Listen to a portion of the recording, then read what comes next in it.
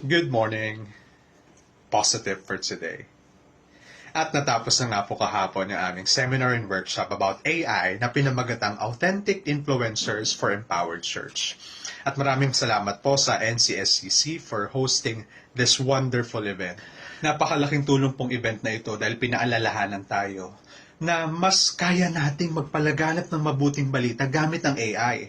Mapadadali nito ang proseso ng preparation at yung proseso ng pagpapalaganap ng mabuting balita.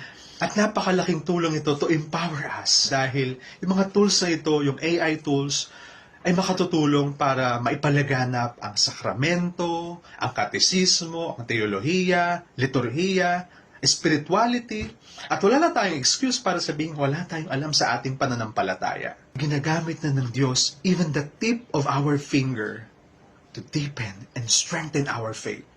Ginagamit na ng Diyos yung mga hawak nating cellphones, tablets, and gadgets para mapalapit tayo sa Kanya. Naway bigyan natin ng pagkakataon itong AI na ito, yung ating modern technology nito to deepen and strengthen our faith even more. Hindi para makasira ng kapwa, makasira ng pananampalataya. Make this AI as a force for good. Love, love.